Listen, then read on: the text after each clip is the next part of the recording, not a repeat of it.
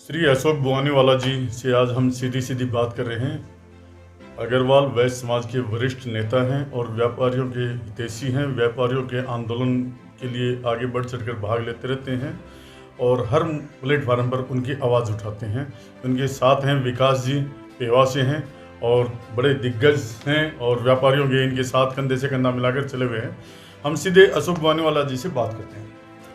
अशोक जी, आज कोरोना के दौरान व्यापारी वर्ग काफ़ी परेशान दिखाई दे रहा है और आप क्या उम्मीद लगाते हैं, सरकार इनको कुछ राहत देगी या नहीं?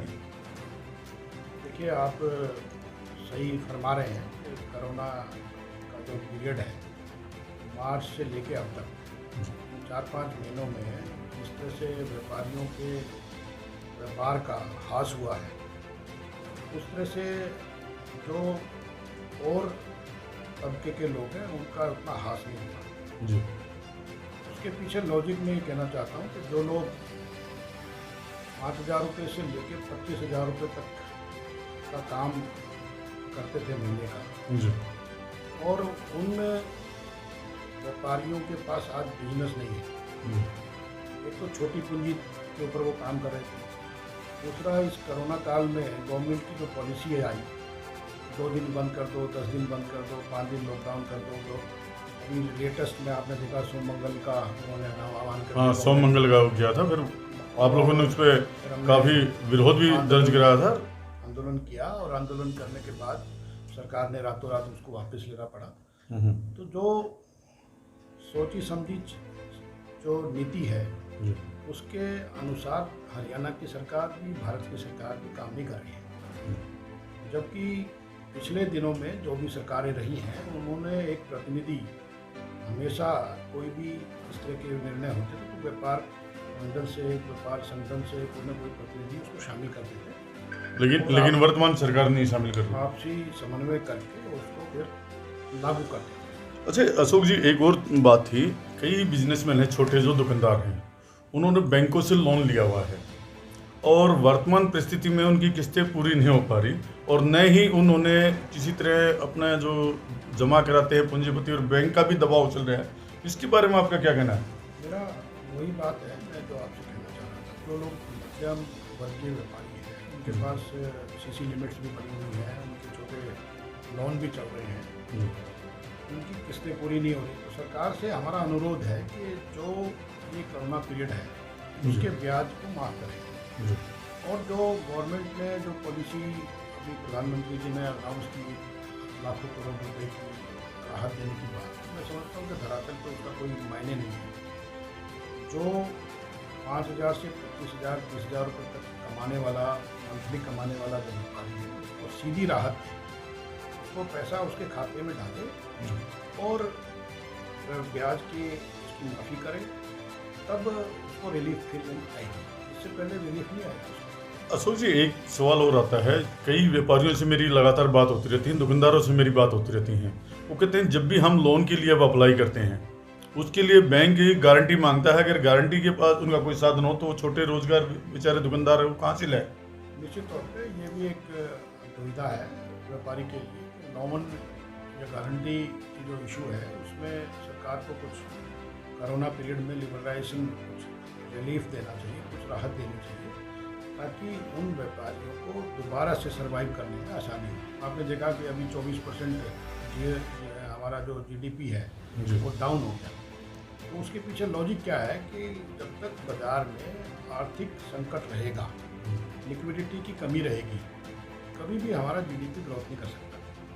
तो जीडीपी ग्रोथ करने के लिए आवश्यक है कि बाज़ार में पैसा रहे, और पैसा तब आएगा जब हमारे व्यापारी, छोटे व्यापारी के पास लिक्विडेशन कैपिटल होगी, तब आपके पास पैसा आएगा और जीडीपी के अंदर ग्रोथ मिलेगी। अच्छा प्रधान जी, एक चीज़ और है, आपके व्यापार मंडल के अनेकों संगठन बने हुए हैं और कई बार एक दूसरे पर आरोप भी लगाते हैं, तो असली संगठन व्यापारियों की आवाज़ उठाने वाले कौन है? असली संगठन जो व्यापारी हितों की बात करे वो है जी।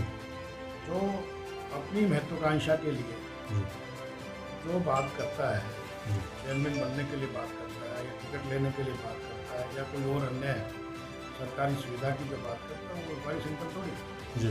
वो तो व्यापारियों के कंधे को, व्यापारी के सिर को यूज़ करा है जी चाहे उसमें किसी का भी नाम आप ले सकते हैं। मैं जी। समझता हूँ कि जो सच्चे हितैषी हैं व्यापारी के, वो कभी भी अपने स्वार्थ की बात न करके व्यापारी के स्वार्थ की बात करेगा, वही असली संगठन है। अभी राष्ट्रीय जन उद्योग व्यापार संगठन में हमारे साथी हैं विकास जी हैं आपके साथी। और हम लोग मिलकर काम कर रहे हैं। जी। उस संगठन के माध्यम से सही मायने में व्यापारियों के हितों की बात है। विकास जी, आप भी राष्ट्रीय पदाधिकारी हैं संगठन के, तो आप भी कुछ कहना चाहेंगे क्या व्यापारियों के इसमें? बिल्कुल, पूरे भारतवर्ष के अंदर हम राष्ट्रीय जन उद्योग व्यापार संगठन पूरे भारत में काम कर रहा है और अभी हमने हरियाणा के अंदर भी इसकी शुरुआत कर दी है, क्योंकि अभी कोरोना काल के अंदर जैसा कि आप देख रहे हैं व्यापारियों को बहुत ज़्यादा परेशानियों का सामना करना पड़ा, और क्योंकि सरकार ने भी बहुत ज़्यादा ऐसे नए नियम बनाए जिससे काम धंधे तो पहले से ही चौपट थे और व्यापारियों को बिल्कुल ही जो है वो परेशान हो गए उस कोरोना काल के अंदर। तो हम लगातार अब लगे हुए हैं, हरियाणा के अंदर एक मजबूत व्यापारी संगठन बनाएंगे और मिलकर के व्यापारियों की आवाज़ उठाएंगे। अशोक जी, आप व्यापारियों के हितैषी हैं और व्यापारियों की बात उठाते रहते हैं, सरकार से कितनी बार आपका टकराव होता रहता है व्यापारियों के इसमें? अनेक मुद्दों पर चर्चा होती है, अनेक मुद्दों पर टकराव नहीं कह सकते। हम लोग अपने सजेशन देते हैं, जी ज्ञापन सौंपते हैं। अभी भी हमने हाँ, पिछले कई दिनों से डिस्ट्रिक्ट लेवल पे आपने अभियान चलाया है।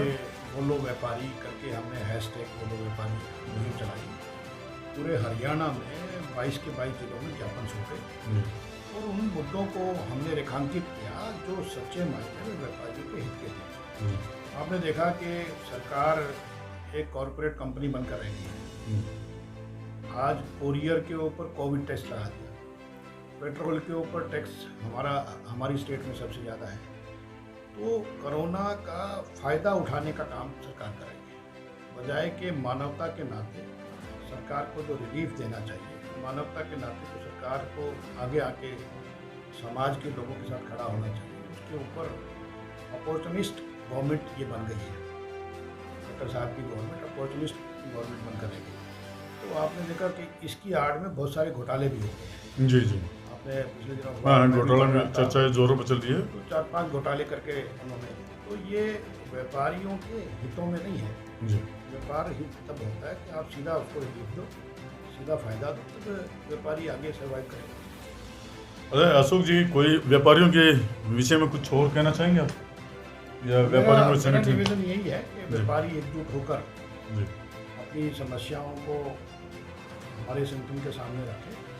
कई ऐसी चीज़ें हैं जो हमारे संज्ञान में भी नहीं है। तो वतन व्यापारी है, आज ही मुझे पता लगा कि सब्जी मंडी में सब्जियों के ऊपर टैक्स बढ़ा दिया सरकार। जी दुर्भाग्यपूर्ण है, सब्जी तो आम आदमी खाता है, जी जी। छोटे से छोटा बड़े से बड़ा आदमी सब्जी खाता है। दालों के ऊपर टैक्स है, सब्जी के ऊपर टैक्स है। 2% टैक्स हरियाणा की सरकार ने सब्जी के ऊपर लगाया। तो नेचुरल महंगाई बढ़ेगी, तो ये 2% टैक्स कोविड के नाम का लगा दिया सरकार ने। जी जी। तो मानवता की बात कहाँ है?